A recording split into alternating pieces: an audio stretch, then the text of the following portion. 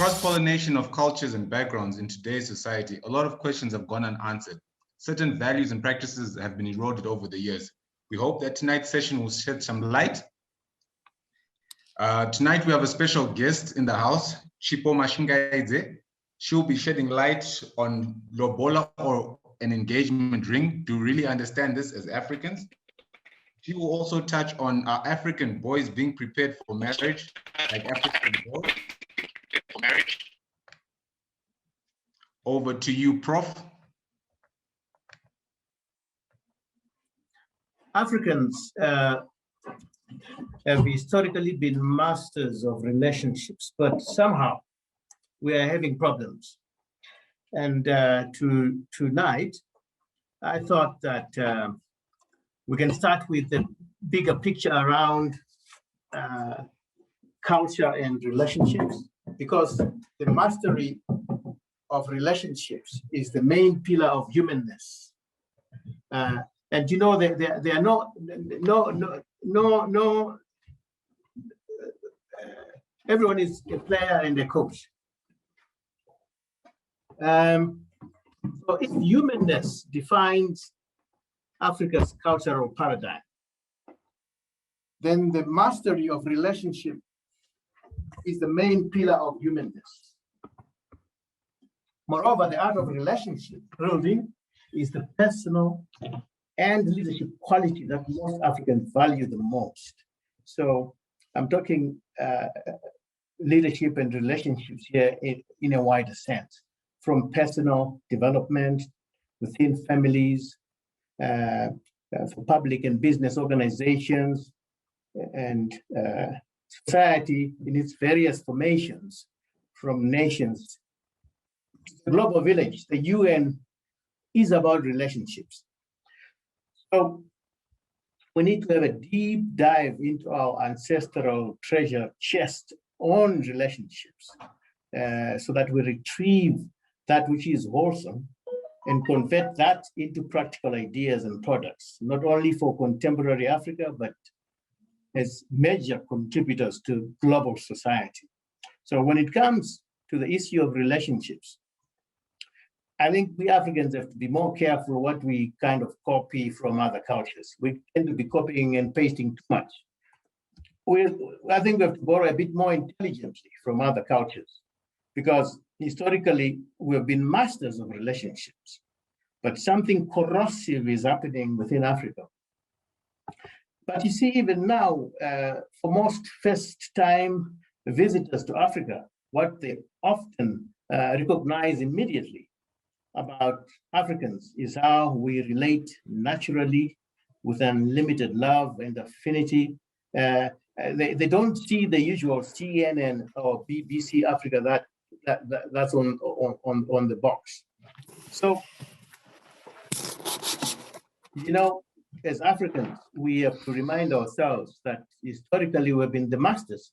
Our relationships were created on this continent when we became humans from being apes. In fact, I remember some time back when a North American colleague first came to Africa, and after a couple of days, just from nowhere, he said to me, "But you Africans are so poor, and yet you're so happy." I just couldn't understand how poor people could be happy. So I explained to him that we were never really poor at all, until you guys kept telling us that we were so poor, and kept telling us so often that we eventually started believing this lie. It's a lie. We are not poor. So poverty is really ultimately a mental state. Just like the inability to relate is not the essential state of the human spirit. So the paradox for me is that whilst Africans were able in the past to craft a loving, caring, respectful society, at family and community levels, today, we see the erosion of these qualities. I have written about Hunu, Ubuntu, Ubuntu, and so on, and I've talked about this for decades. But to simplify what Hunu, Ubuntu is, I boiled it down to 3 self-reinforcing forces which I call the three mutualities. First is mutual respect, whether it's amongst individuals, amongst cultures, amongst ethnic groups, amongst religions. It doesn't matter what it is. If there is no mutual respect as number one, you can forget about the rest of the relationship. Number two is mutual benefit, continually looking at, we are all looking for individual pursuits or even group pursuits, but we have to collectively come back to mutual benefit and identify a way it is that we benefit mutually. And then third and finally is mutual responsibility, because without mutual responsibility, there's no commitment. And these three are oiled by the usual three important oils that oil all types of relationships: good communication, good conflict management, and most importantly, commitment to the relationships. So that's why those of you who have read my writings on love, I keep saying love is not an emotion, it's a commitment.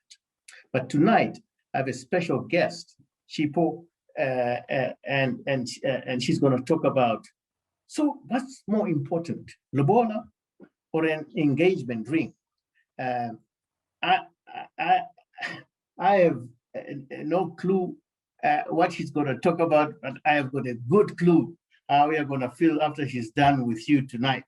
She's dynamite. But when she told me that that's what she wants to talk about, what went into my mind was, oh my goodness. So I'll probably learn from her tonight the difference between romance and love, maybe, or maybe she'll talk about the difference between African concept of love and the Western concept, so on. But anyway, I look forward, just like all of you, to her talk just after I finish. So I'm personally tired of having our gender relations interpreted for us by foreigners for decades, as if to say we don't understand the relationship between men and women in our own culture. And I would, in future sessions, not today, like to provide my own explanation as to why men and religions and politics oppress women. I think I've got a fairly good idea because I'm a man, so I know how we do it. So I'd like at some point to talk about that in the future. But I know in general that African men, we are losing the love game at home, but the women are also joining us slowly. They're also kind of losing it, unfortunately. It's getting a bit worse. But one of the debates I would like to have in future is the issue of what is better for us Africans, parallel polygamy or serial polygamy? Because I know the Americans and the Europeans don't want to believe they are polygamous. But if in the US, 60% of the marriages end up in divorce and you can marry 3, 4, 5 times, that's polygamy. It's just serial polygamy. But most other cultures will go for parallel polygamy. So I like to have that debate. Yeah. So, but most importantly, we do have two genuine African feminists, such as Chipo and so Abi in the group there. I would like one day to just hear more and more from them, because they understand both worlds, the Western world, the African world. And they, I think, would be the most qualified people to debate this one in future. Then the issue of parenting is a big one on the relationships, preparing our youth for adulthood. But you see, the thing about African society is that the family is the center of African community. And then children are the center of the family. It's always been like that. And this only works when the marriage institution is intact. When it falls apart, the whole thing collapses. So there's been systemic failure within the marriage institution, and now it's catching up with us. And we are going to be like Americans very soon. Everyone becomes a serial polygamist, and you go to church or to court, and you think you're not polygamous. But anyway, I think we need to bring up our children, ourselves. We need to teach ourselves more and more how to bring up our own children. Because today I see parenting is being done by the television, maybe by the housemaid and so on. That has to change, so that we developing training modules on how to bring up young people into adulthood, because that's being lost anymore. There are no real kind of if you want community-based coaching of youngsters into adulthood, because African society would do it in different ways. There is preparing young women into womanhood and into sisterhood, and then preparing young men into manhood and brotherhood, and then bonding the sisterhood and the brotherhood, and then the family and the community, because the gender issues were not one-to-one issues only. They go into the community, and the sisters would gang up if the men are really getting out of hand. They to debate it and understand it as a sisterhood, so that they would not give the men a chance at all of continuing to misbehave. And then I'd like to just point out that relationships, for me, is an art of spiritual growth. But spiritual growth, after all, is a gradual realization that everything is connected. We are all connected. We are all one. So spiritual growth is the art of self-control. But colonial trauma, however, has had massive toll on our understanding of spirituality. We mix religion with spirituality. The two are not the same thing. So instead of valuing our families and relatives and friends, we go via religion, via politics, via money, education, and then you think that you're being spiritual. So there's a gradual shift taking place in Africa as a result of Africans, voluntarily abandoning our traditional values and then blindly adopting everything that is not ours. So there is this shift from spirituality to religion that we would like to discuss in future, and the shift from love to empathy, which we need to discuss in future. So Ubuntu would do with philosophy, as we always say, it's about I am because we are. But ultimately, it means that our relationships with others is just a reflection of the relationship with yourself. This is what defines the values and beliefs around relationships. If we ultimately are all one and the same, then it follows that dehumanizing another person is actually dehumanizing yourself. It also follows that uplifting and respecting another human being is, in fact, self-respect. So this shift from love to empathy is all fake, and that is why we see today people abandoning love of your own relatives and your own sister and brother's children, destitute, orphans without families, because the families will abandon them and then go and love somebody else at church or at work. So our ancestors must be turning in their graves. They would never allow their own blood relatives to go destitute in their time. So humanness is spiritual awareness. It's not a religious doctrine. Yeah, it's a big shame, really, that Africans were abandoning the most important relationship, the extended family, and which was the most effective, least cost social security system in the world. It can never be replaced by these governments and NGOs and donors running all over the place. It's not sustainable. It's alien. And when all these orphans grow up in these orphanages and places, they grow up lost. They have no sense of identity, and they've got a psycho-spiritual crisis waiting for them.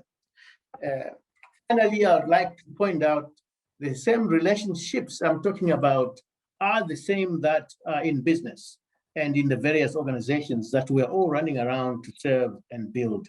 So it's all about relationships, because life today is such that we spend more time at work, and some of our most important relationships at work, our customers, our clients, our strategic partners, our competitors even, but mastering relationships within and between organizations and their people is therefore a most important currency for success.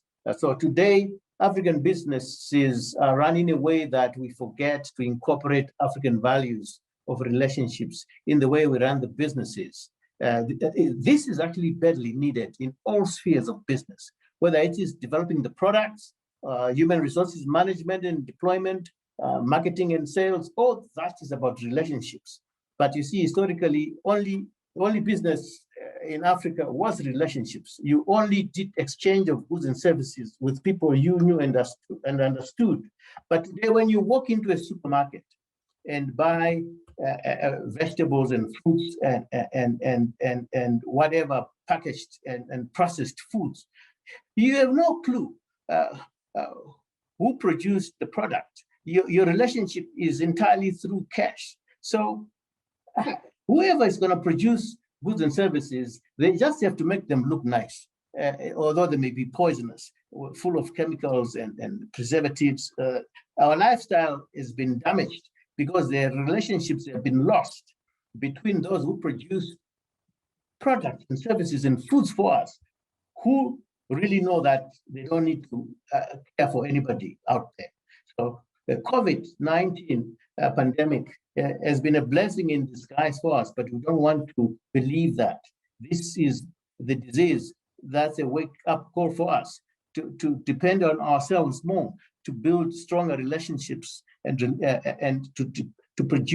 mass produce our own goods, mass process them ourselves so we know what it is we're processing, and mass consume our own goods and services. So I basically hope that we'll have these conversations down the road, but today I just have to hand over to Chipo, who has got the most important message for the day. Over to you, my sister.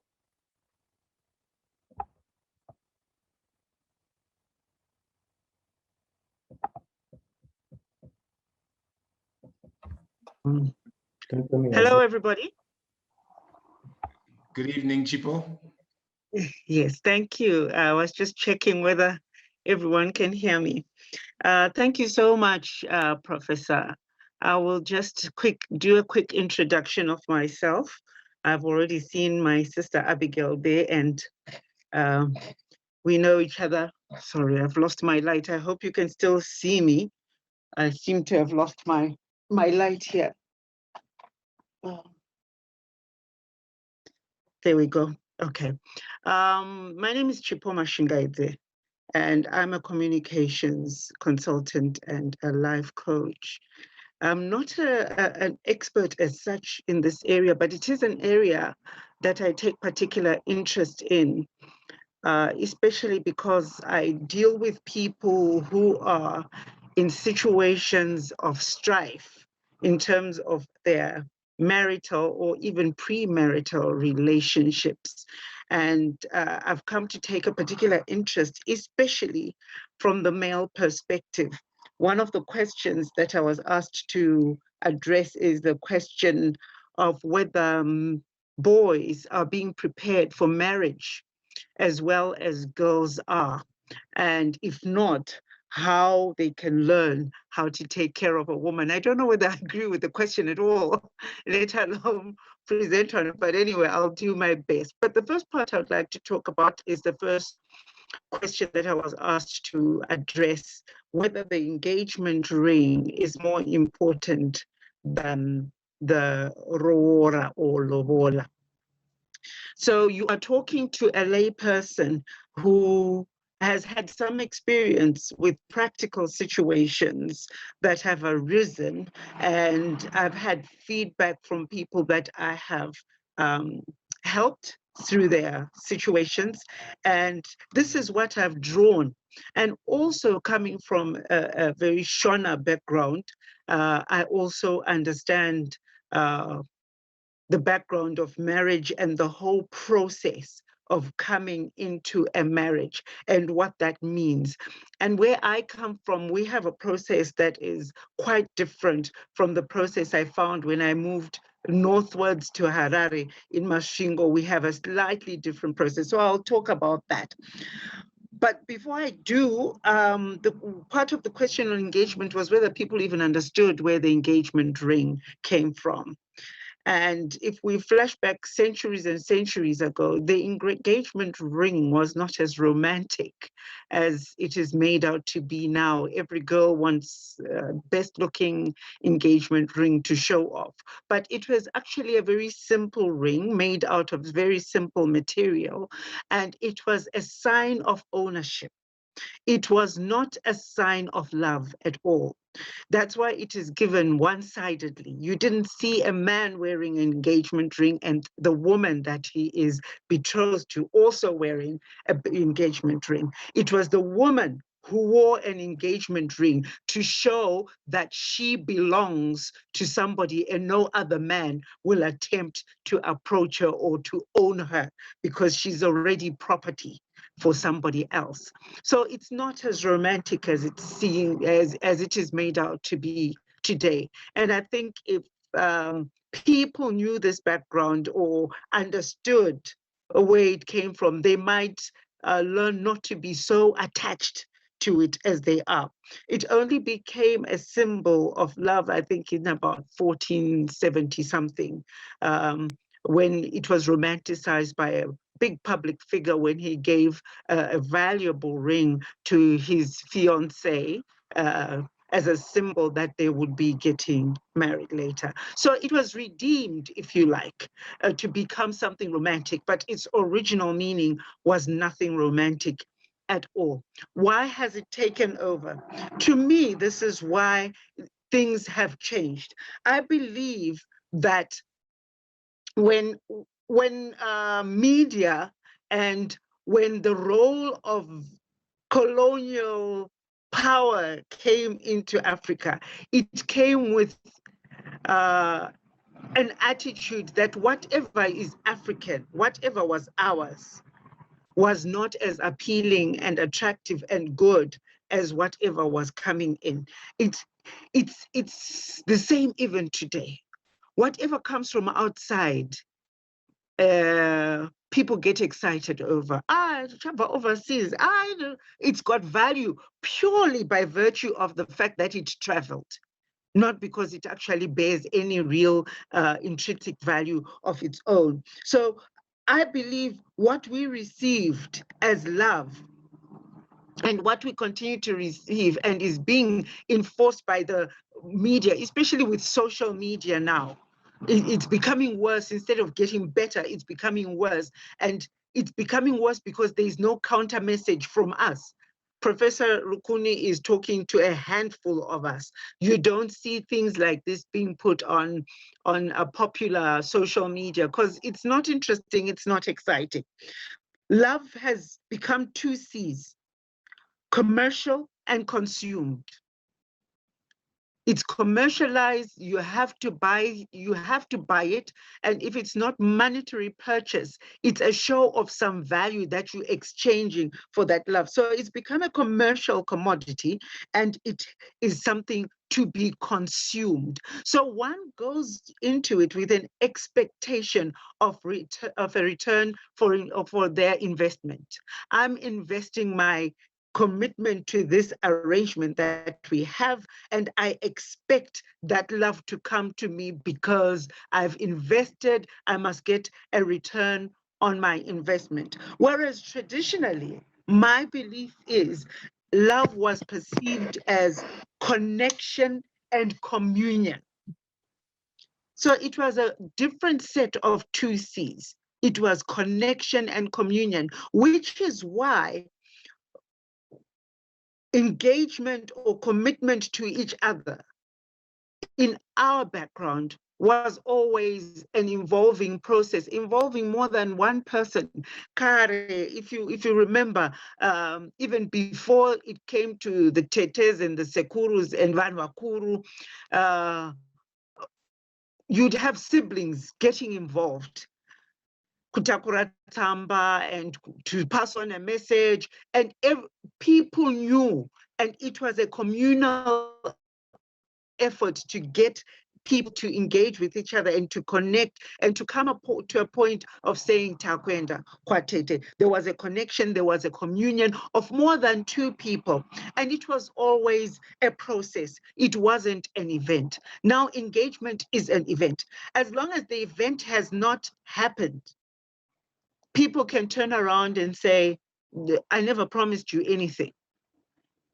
Whereas there is a subliminal promise in the relationship. And in our background, we understood, Kuti, when you are engaging and relating to somebody's son or somebody's daughter, you were sending out a message that you were committing. And it was almost unexpected that at some point, we will see them formalizing this process and wanting to engage at that level. So I think the meaning, the very meaning of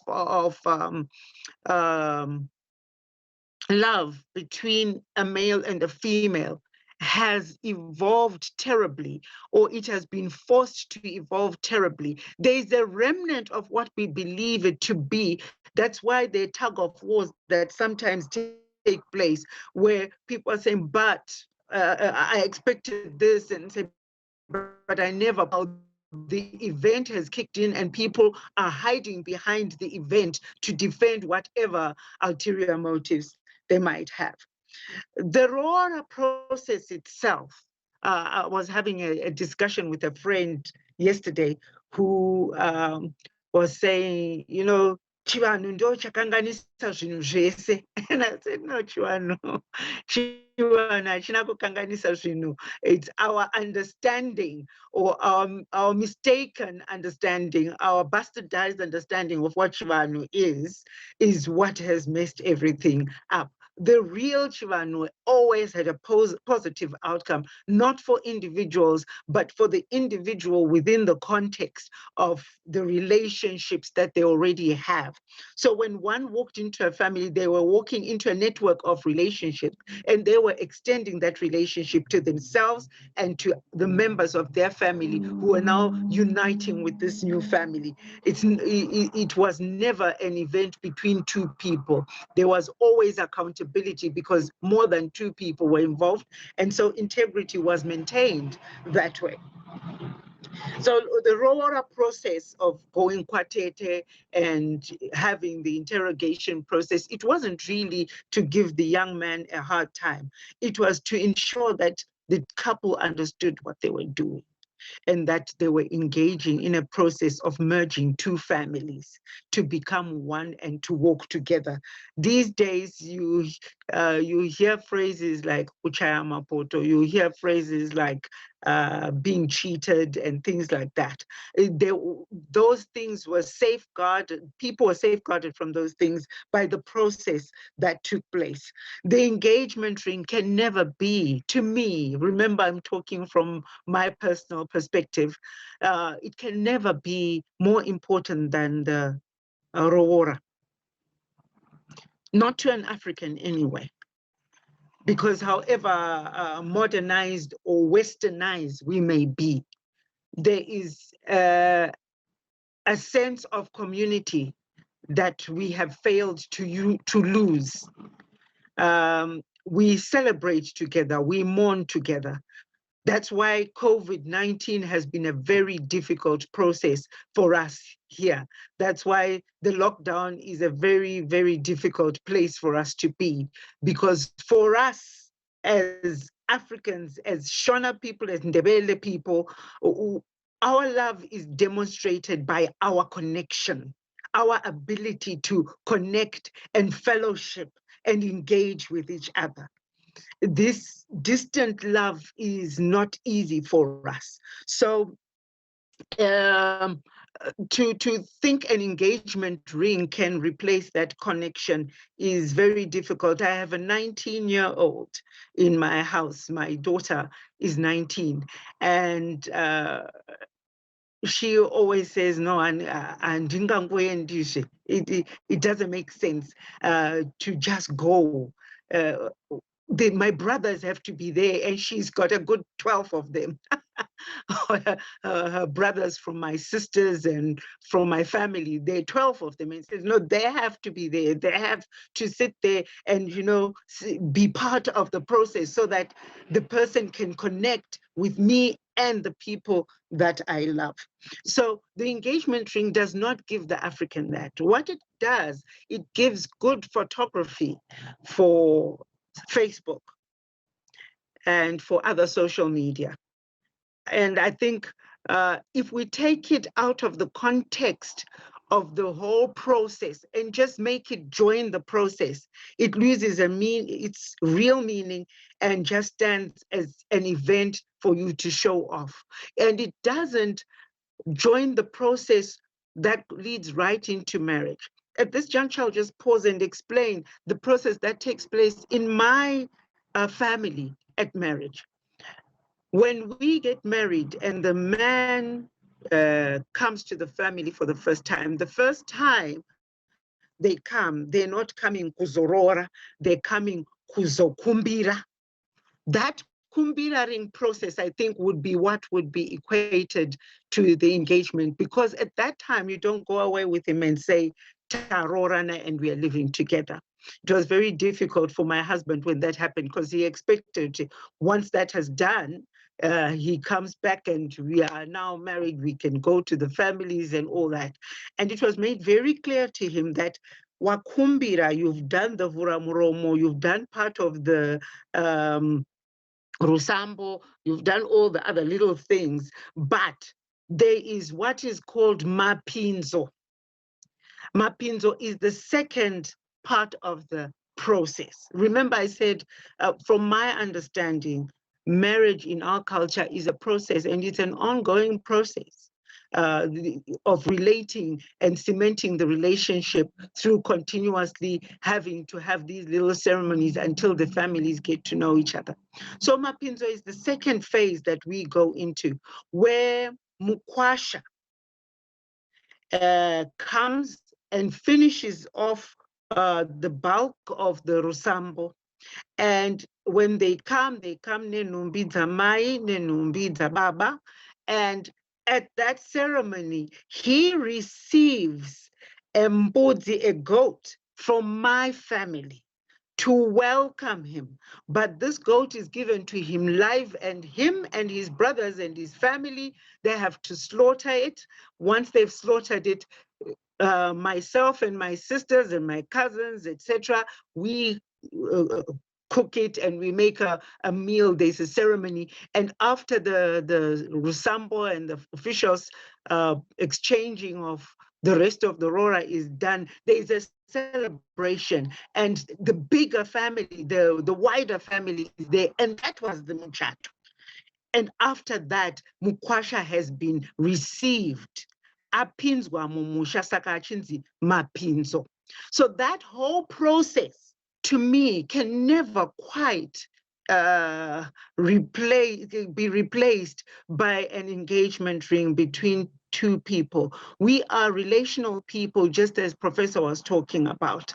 It's just who we are. It's an identity thing, because I am the virtue of the people that have nurtured me and continue to nurture me, and by virtue of the people that I now contribute to also nurturing. So it's a process of nurtureship that is going on even when it comes to marriage. So I'll lay that aside and let people debate that. That's my opinion. The second part was the African boys being prepared for marriage. And it's a big thing today.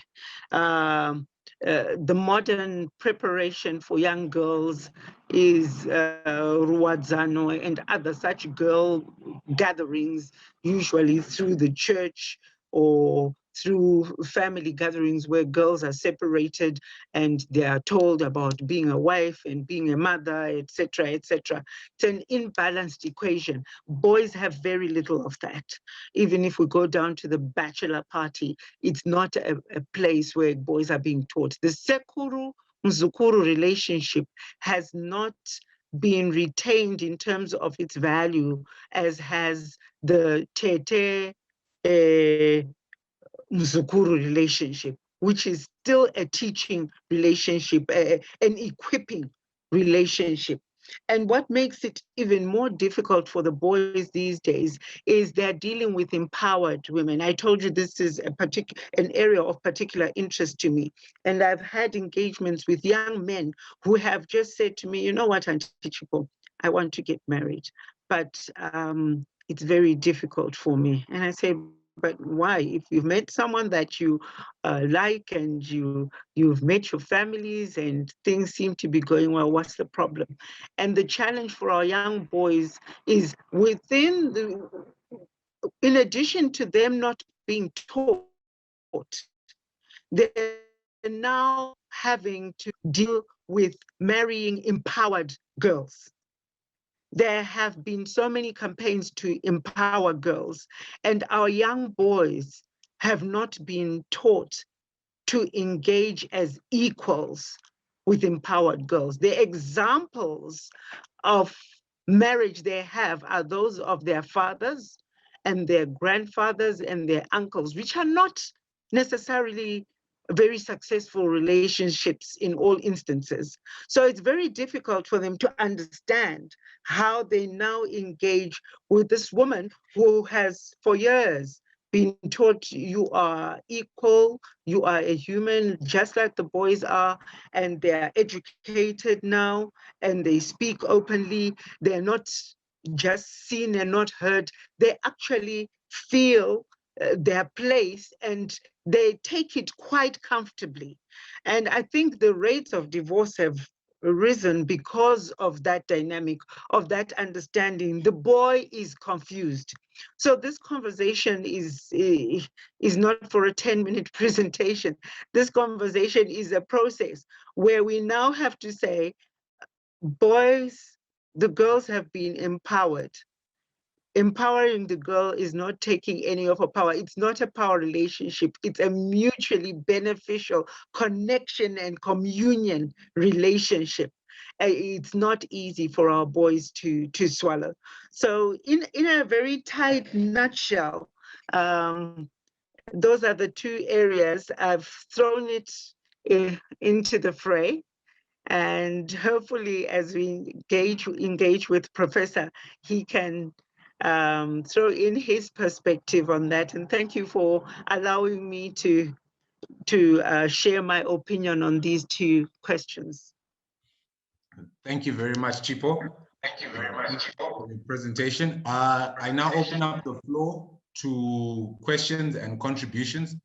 Please, if you want to contribute, show by using the hand reaction button, and your mic will be unmuted. The floor will be open for the next 40 minutes for discussion.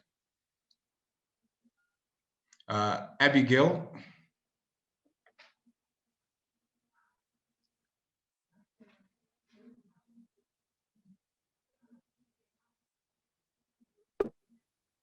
Hi, thank you, Chipo and Prof, for the presentations.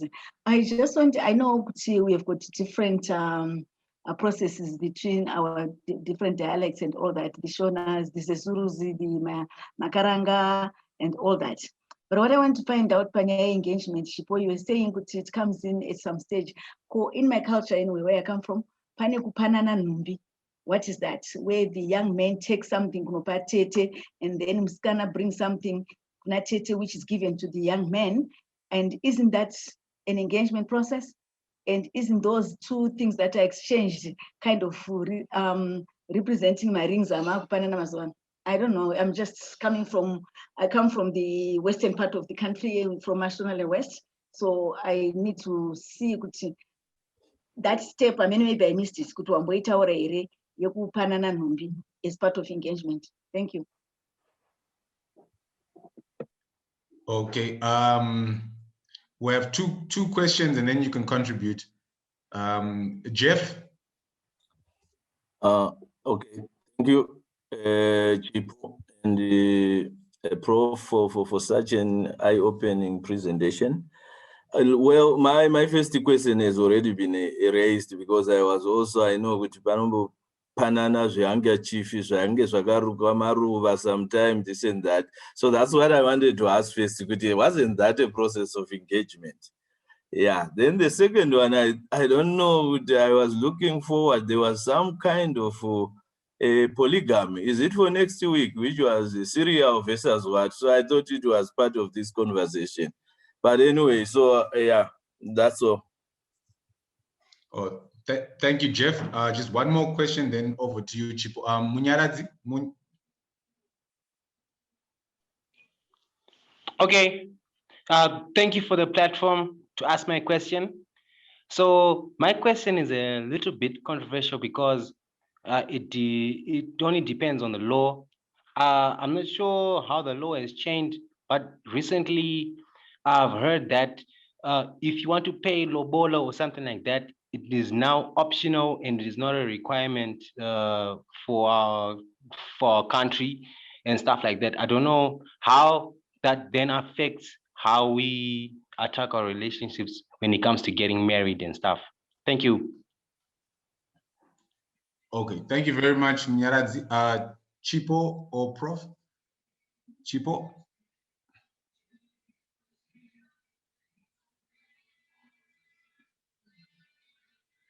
Yes, Kupanana Numbi was there. I didn't mention it. Thank you, Abigail. But the point I made was that whatever happened, Pamunoinda Kwatete, or it wasn't between the two of you. Like the process of now we are engaged. It wasn't. It was a process of Tete saying the Mavumirana. Takuchinjana numbi as evidence yokuti urukuda kutora muzukuru wangu. So that the point I was making is it's not an event between two people. It's an event between two people and another family member. So it would be Sekuru on the boy's side and it would be Tete on the girl's side. But you're right, that was some kind of engagement. And if something went amiss, Tete would be involved in what is meant, what goes amiss. So the counseling started way before even the marriage. If something went amiss and that commitment had been made, it would be a big deal. Yeah. The exchange of Numbi was a very serious thing because you don't willy-nilly go Kunatetava and then leave it and then go to Natetwaga. So you're right, that is the engagement. But the question specifically said the engagement ring itself, the process of giving someone a ring and making a song and dance about it. So yes, we had that process. And remember, I said, for us, it was part of a longer process. So you have that Numbi, and then you have Kukumbira, and then you have Mapinzo. And now we've added to it the Muchato itself. So yes, you're right. And then on the question of Rora being an option now, Rora is only being legislated now because people are raising issue. It was never a matter of law. It was a matter of culture, and it was a matter of relationship building. I stand to be corrected by the professor if I'm wrong, but I think legislating it cheapens what it meant in the beginning. If we go back centuries ago, Rora was never about wealth. It was about committing to take care of the wife that you brought into your home to become a part of you and to become Maive Zinzanyuan. Yeah. And if I remember my Shona history, what people used to give for Rora was Chimwango. I don't know whether we all know what Chimwango is. And Mbewa Natu, Menu. That is the original Rora Chairo. Chimwango is that kapadza pupi kaya kamunoka wivisa kaya. I don't know kuti kuchizezuru kanonzi chini, but it's kwedu toti Chimwango. It's a Please nod, Abigail, if you know what I'm talking about, because I can see your face. Vamusoni, nod if you know what I'm talking about. That little kapa, that's what you used to give. Nembeva natu, zemumunda, makozha ya matatu. Because anonetsa kubata.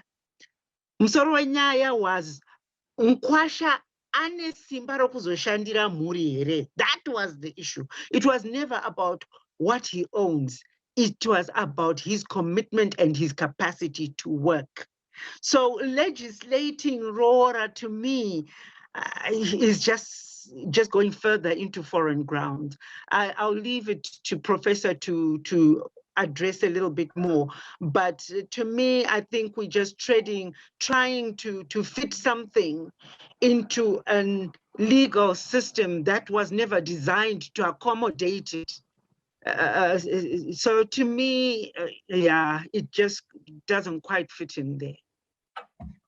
Sure, I think Chipo covered it well. You see, that the thing is that earlier on, Chipo said a most important thing. The engagement ring was a public good to tell the public who you belong to.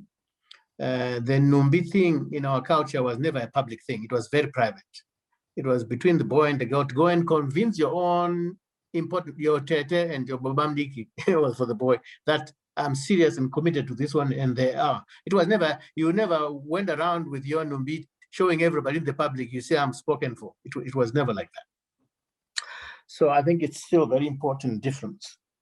The thing of legislating Lobola is not different to the mistakes we have made over the last 60 years of independence on the continent, thinking that African law can be mixed with Roman Dutch laws and English common laws, all the Western systems of legal traditions and legal systems and practices. They are not compatible with our cultural practices, not because they're not trying to get to the same issues, but because the cultural traditions are different. That leads to those laws. So you can legislate and legislate as long as you want. It doesn't mean to say that people are going to respect that type of legislation, because at the end of the day, they are Africans who still believe that the relationship between families is better defined by these never-ending set of rituals which reinforce the family relationships. And yeah, so I think Prof. Jeff wants very keen on the debate on polygamy. I think it's going to come up next week, or I'm not sure. It's in the future. Yeah, yes, but that's the way to frame it. Should Africans go for serial polygamy or parallel polygamy? Don't be told by Westerners that they're not polygamous. They're the most polygamous people in the world. They just jump from one to the next. We tend to stick with the same ones for longer. That's the difference. So which is better is the question. Okay, thank you, Prof. We have questions from Blessing, and then Lindiwe, Ruvimbo, and Musonza. Over to you, Blessing.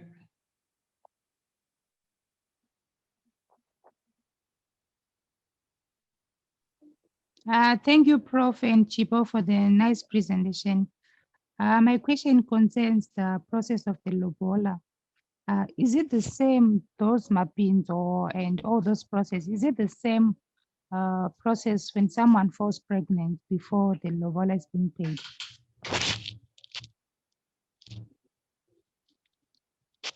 Thank you. Thank you. Lindiwe next. Thank you very much. This is a very interesting discussion, and I just came about it quite by chance because a friend sent me the link. So Chipo and Prof, very good to see you both, and thank you for putting this on. Before I go to my main question, I just want to ask whether, since you're recording it, whether you're going to actually share it with all of us that are on the call right now, because I would like to share with my children who are here in the States. So going to my main question, Chipo, you talked about something related a little bit to power dynamics in terms of a young guy not knowing what to do or how to move forward with this empowered girl. Let's say it's a young girl who's, you know, perhaps a little bit more educated than himself or has a more stable profession and things like that, and the challenges that that a young boy might have with moving forward, you know, in terms of engagement or marriage with a girl like that. I wanted to take it a little bit more into beyond that. So let's say that, you know, they're starting off at the same level and they do get married, and along the way, the now married woman, you know, progresses herself either in education or profession and so on, and the challenges that occur there. So, what kind of mechanisms are there to ensure, either traditionally, or let me stick to traditionally, to ensure that the marriage remains intact? Because most of the time, what we're seeing is that marriages are actually breaking up because of that shift in power dynamics, or apparent shift in power dynamics, where one might start to feel that they're no longer the breadwinner, or they're no longer the dominant breadwinner, and the misunderstandings that arise from that. So I was wondering whether you could touch on that a little bit. And I think it would work both ways, where perhaps a woman might feel that, you know, she's left behind this guy and he's not catching up with her, and she needs to move on to be in so-called, in quotation marks, class that you know, that is commensurate with where she finds herself now, intellectually and profession-wise. So I wondered if you could just touch on that a little bit. Thank you. Thank you very much, Lindiwe. Over to Musonza. No, Rainbow first, and then Musonza. Okay. Thank you very much. Thank you, Prof. and Chipo, for the presentation. I was just wondering, when I look around, and I know culture is dynamic, you know, it changes over time. But one of the things that I notice is that very few of us really know what our culture says about a lot of things. So I was wondering if there is any information out there, whether in book form, maybe in movies, maybe this sort of thing that we're having, you know, discussions that can be shared across using different forms of media. Because I think one of the things that we really need to do is to share what our culture actually is about different aspects of our lives. And now, because of globalization, we have all, you know, we're all spaced out on different continents as well. So even right now, I'm now at an age where people are now looking at me as possibly the tete sooner or later when somebody's getting married. And to be honest with you, some things I know, some things I'm a little unclear about. Worse when we then say, but my son or my daughter are kurorwa ku Makaranga or to Manyika, and they'll come and say, Kwedu Tinodai, where's my reference point? So I was suggesting, and maybe it is already there, I'm just not aware of it. How quickly can we package this information and share it? Because I think we're losing a lot of our culture and we need to preserve it sooner rather than later. Even if I look at Shona Chayo when it's taught in schools, it's the interest to learn is lacking. It's depreciating daily. And then because we have so many dialects, I've even seen some of the Shona papers. Some of the Shona, even I don't understand it because it's not necessarily Chezuru Chandinotaura Inini. So I don't know, those are the sort of things that I think also need to be fixed if we're really to preserve who we are and not be convinced when foreigners come with their different ways of doing things. Thank you very much. Thank you very much. Over to Musonza. Thank you. I just wanted to, first of all, do you think that we may be misdirecting ourselves or miscomparing when we compare engagement to Rora? Because engagement, like I think, I'm glad people brought up the idea of Numbi, because Numbi is really the engagement process within our tradition, more so than Rora. Rora is the marriage. Nobody asks people ask Magarora. So I was just wondering about that. Could maybe it's a different. The discussion is important, but I just felt maybe that might be a question worth raising. But within that vein, do you think that? Although I think when you described your full tradition, Chipo, I thought it covered it. Do you think that maybe the lack of spectacle within our tradition as it is known, it might need some remedy where we create some spectacle that accompanies it so that that thing is complete in and of itself. So I don't have to come and pay Rora and then have to do a wedding. Because Shitsayo, your Mapinzo, all of that should be sufficient and we are done. And photographers come, do what they do, and we go away. That's just a question. Because otherwise I think we are comparing apples to mananga. I didn't want to say apples to oranges because that's kind of foreign.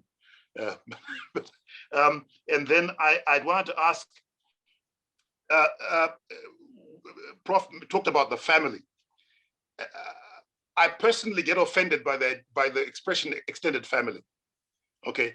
Because I think we're dealing with two different concepts of family. What a family means to the people who have given us this language and what a family means to us are two different things.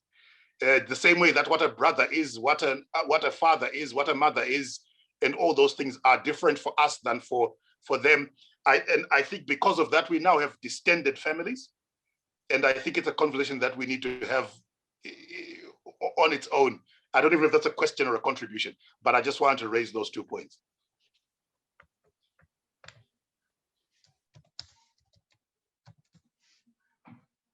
Thank you very much. Well, thank you. Can I proceed and try and address some of the issues that have been raised? Yes, please. Okay, Blessing was first, and she talked about does the Rora process proceed the same way when the girl is already pregnant? And the simple answer is yes. Only there are additional things to acknowledge that pane zvakatungamira zvazvisingafaniri kutungamira. Kwedu, as you say, as Ruvimbo was saying, we've got slight differences in how to express this Rora depending on where one comes from within Zimbabwe, kuchiZezuru, kuchimanika, kuchikaranga, or whatever, or kuchindewere, zvinotisiyanei. But the main things are very, very similar, so we can ride on that for now. Kwedu pane zvibinge zvinoitwa, whether there is a pregnancy or not, if there is some fault that has taken place, there is a chibinge.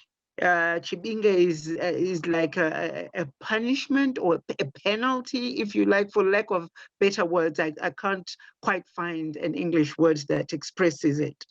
And I remember when I got married, because of the respect of that we have to keep separate from my family before marriage, I remember my husband had to pay Shibinge because he had visited my family home where my mother was 3 times and actually sat and had a cup of tea. And she was a perfect hostess, but she knew you would have to pay for it a little bit later.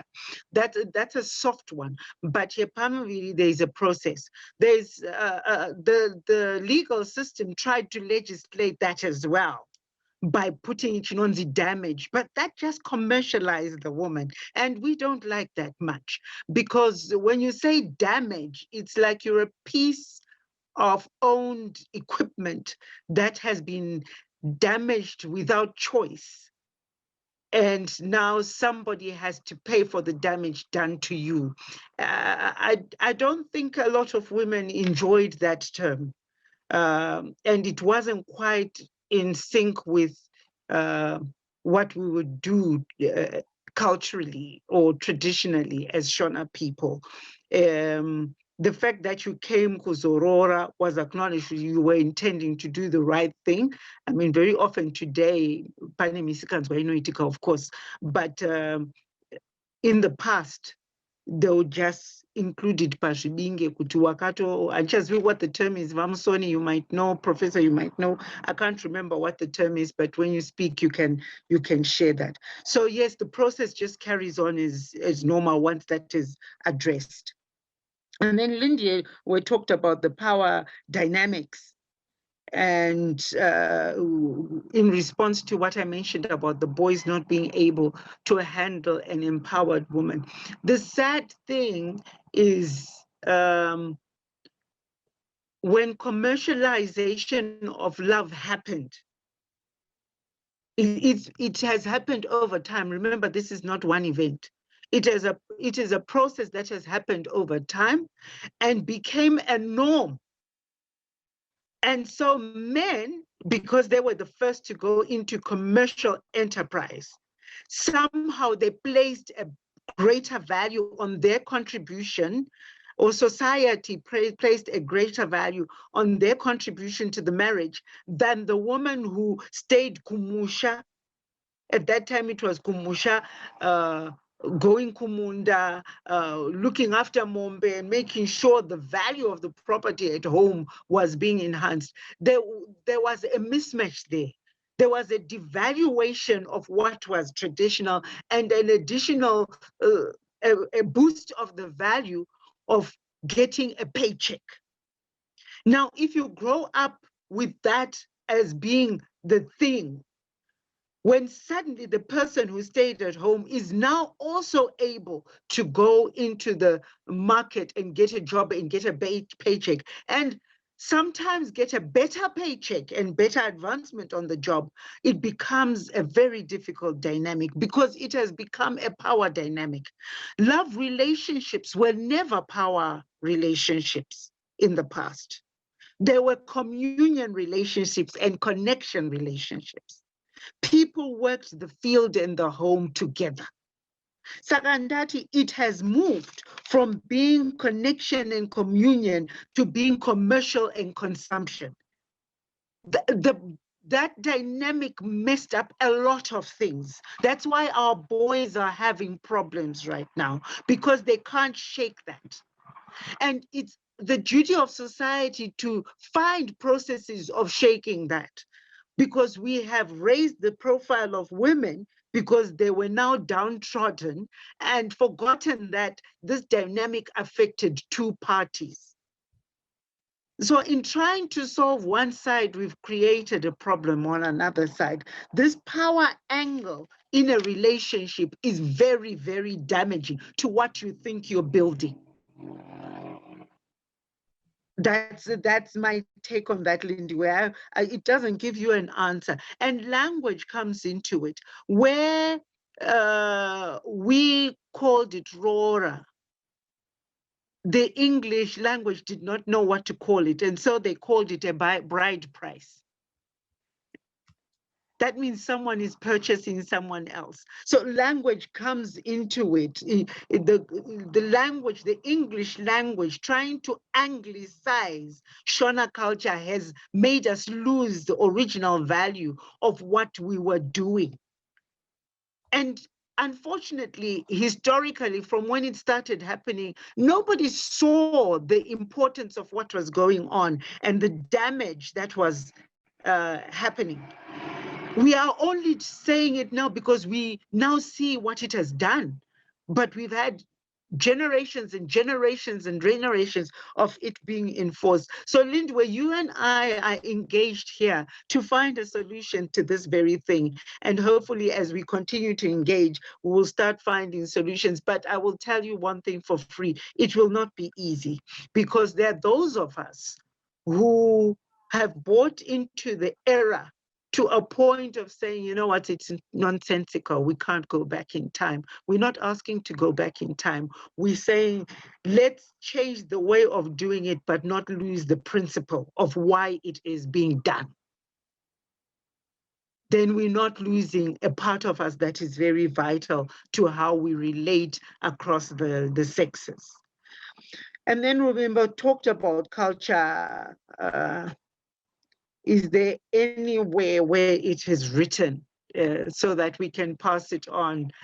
No, there isn't anywhere where it is written, Ruvimbo. Our writing of our culture was really in making sure there is participation. For your children, I remember when I was growing up, when I reached a certain age, I think I was 15, I remember I was in Form 3, and my mother deliberately made it a point to start getting me involved in family activities, rituals like the Rora ritual, like kuenda kundufu ndichinomonera Zambia, ndichinomira nemamwe vamwe vasikana chichekerera matomatisi. I was taken into the process so that I learned by doing and observation. It was never captured on paper. You somehow, by getting involved, started to understand why certain things were being done. I don't know how we can resolve that, but involvement was the learning process. We learned by mentorship rather than by reading the written word. It was less academic and more engagement. So I think that's another question that Prof can help me to answer. And just to address an issue that you raised, that we have such a variety of the expression of our culture that maybe we get confused. It has never been an issue for the people who are involved in the process. Remember, we are very accommodating people. In fact, our power of accommodation is the very reason why we were colonized in the first place, because we assumed if a person is a person, they will engage as an equal and they will want to learn and give. So they take and they give at the same time. So we thought white people would take a little bit of us and give a little bit of themselves, and we'd have a mutual relationship. It's the same in the Rora process. That's why Vanatete na Sekuru are involved. Vanatete, they ask each other, kwenyu munoita sei? Zvichirevei? Isu kwedu tinodai. Saka what can we do? And the tete goes back kune hundreds dzavo kuti ava vanosidai toita sei? Aiwa vaudzei kuti isu toda kudai. And they compromise. The process, the whole process is hinged on understanding each other by sharing our different understandings of the process and reaching a compromise and doing what works for us in that specific situation. So changing each other was never part of the equation. We're not here to change each other. We're here to engage each other as equals and do something that both parties will be happy to call a process that has brought the families together amicably and brought their children together as a new family that is being built by the two families that has come together. And then if I go kuna Abamsoni, Aurora versus Numbi, you are very right. You know, and Professor mentioned that Numbi was very private. It was never something to flaunt, and it was really between the two and the Sekuru and the Tete or whoever of their family they wanted to share that with. It's not the same as Rora. It is the same as the engagement. Less spectacle, I think that was us. We chose to make it less of a spectacle because we decided that the wedding was the thing that was exciting for a lot of people today. If you look, there's now a Rora cake. They now dress in there. If you all you need to do is go onto Facebook. People are putting the spectacle back because that's when the wider family came and they celebrated Mapinzo, and there was spectacle. They celebrated Kushika Kwadoka. And wawa, for those who have wawa, kuimba, kuridza ngoma, all that was part of the celebration. And the varamu, vachitamba na baba mkuru, and all that, it was there. But somehow, again, a long-term process eroded the appreciation of that spectacle in favor of what was commercialized as the thing that shows that you are now married, which is the white wedding, which, by the way, was never a positive thing. It is another thing that was redeemed from something that is not necessarily positive or necessarily Christian. And I do agree with you that the term extended family is very distancing. To me, vanina vangu ekwa are as much vanina vangu as the siblings that I have within my nuclear, quote unquote, family. But I hope I've addressed those. Maybe Professor can add his thoughts to it. Sure, I think you've covered most. And the important thing, though, for Lindy, where I think the real issue is that as our society has transformed from our traditional rural, agrarian society, as we move into the colonials brought an industrial model. They were already industrialized when they colonized us. So the institutions that Chipo was referring to of education and so on, they were all mentoring processes. And then all of a sudden we had an industrial educational system, which says everybody is the same. We then specialize, we take you off, we put you in the same class, you put the same uniform. It's an industrial model of education being given to a society which is not yet an industrial society. So our own traditions become bastardized because they don't fit. And that's why we are struggling even with the use of language. For me, it's not whether you like or dislike use of certain terms, like extended family. There is no English word for it. So it's about definition, actually providing functional definitions for what it is that you mean, because there are many things which you cannot translate. There are so many concepts that you will never find the right word. So you almost have to always provide functional definitions. But for Lindy, I think I've had a 3-day session in the past with about 40 traditional leaders in Zimbabwe. That's about 15 years ago, if I remember well. And but before the end of the first day, they all just congregated and say to me, we never thought we would say this, but if whatever we're discussing here is not translated into an educational process, written in books, taught at schools, we are dead because we have no other process left. And what Chipo was talking about, an empowered girl. Actually, it's empowered girl in the contemporary sense, so I agree 100% there.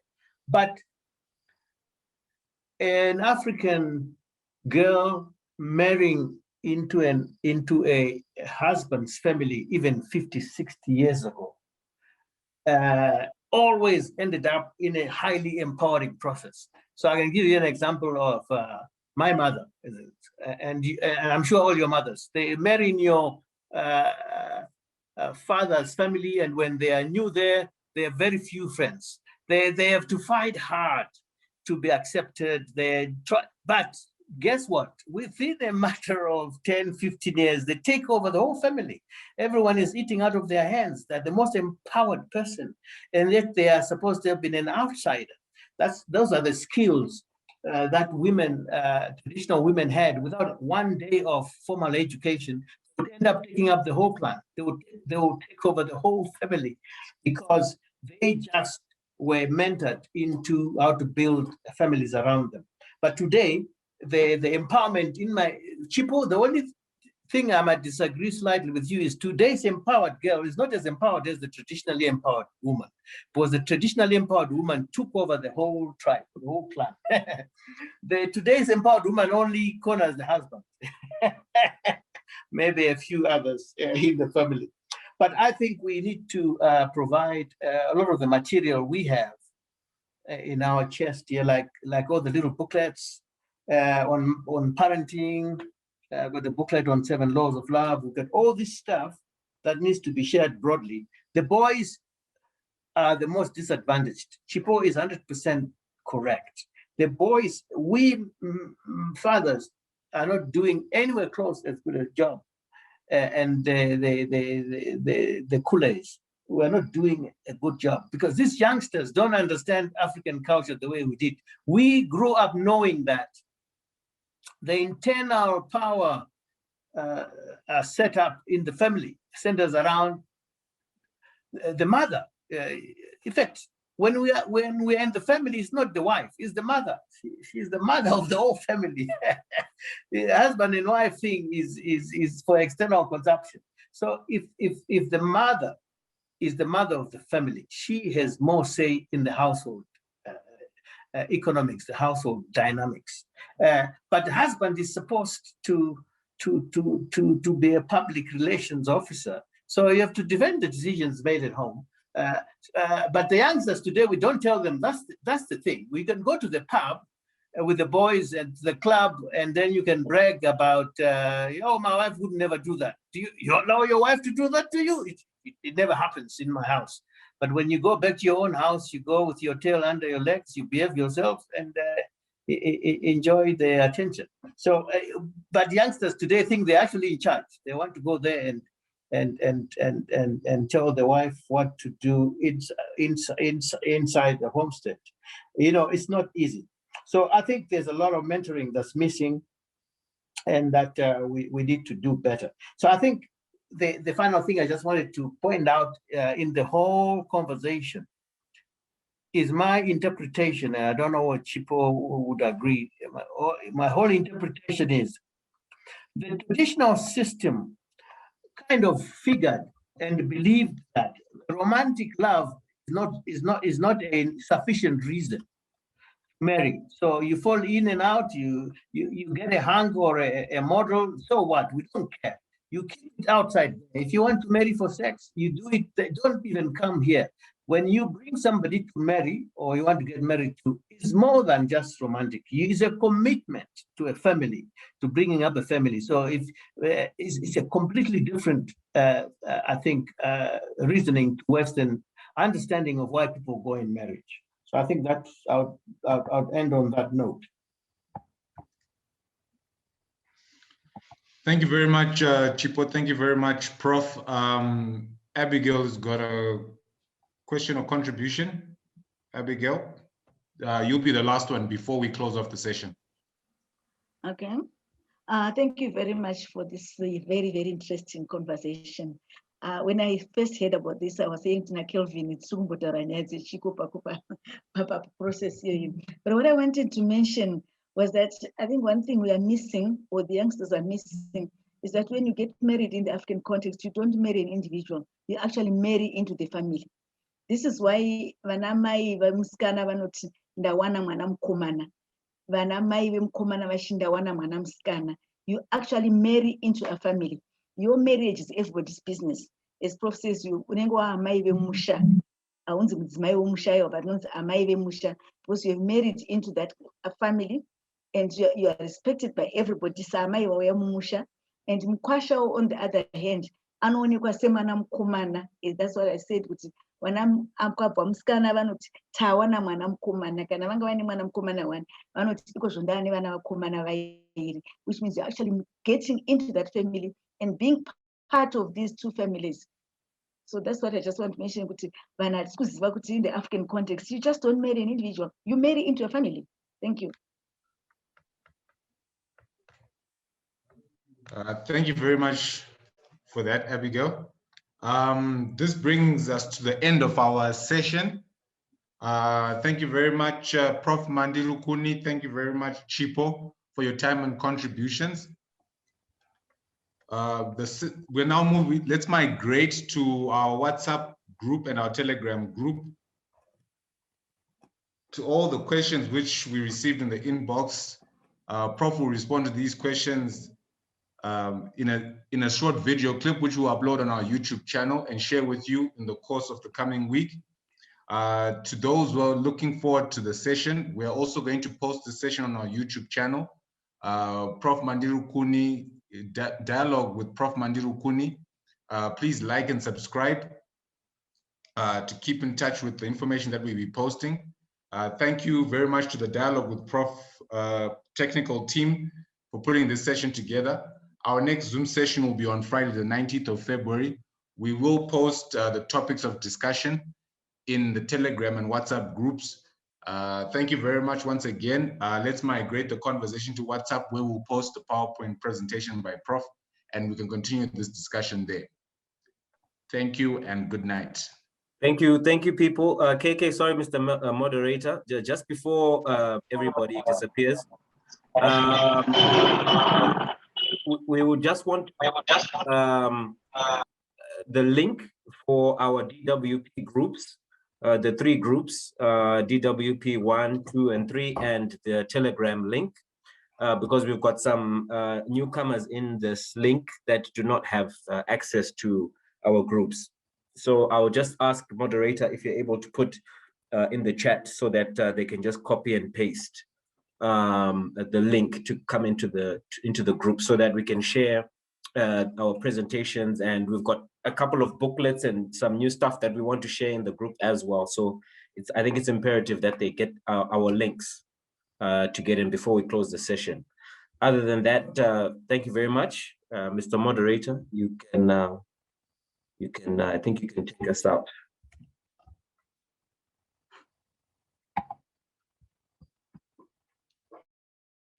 Thank you very much. For those who want to get access in the group, please send me your phone numbers if you are still new, and I'll add you to the group.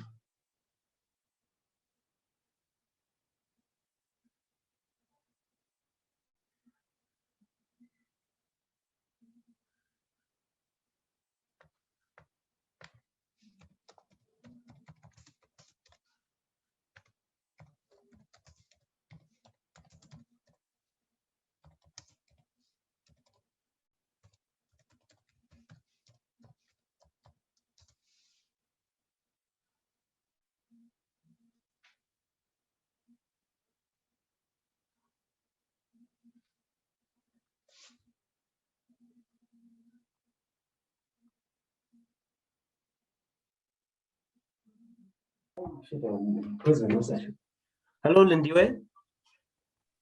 Yes. Yes, I think what we'll do, I'm just going to put my email address in the chat, and then please just reply it, and then I will be able to give you all of our accesses. Okay, so what I did right now is that I put, sorry, I've got a brand new grandchild here, so she's moving around. So what I did was that I put my phone number in there. You can send me a WhatsApp if you can, please. Can you send me a WhatsApp to the number that I put in? I put a chat. I put in the chat. It's a South African number. Is that the one? No, it's not. It's a United States number. Okay, such more. It's such 1918. Okay, my more. number is 1918. It's one. Okay.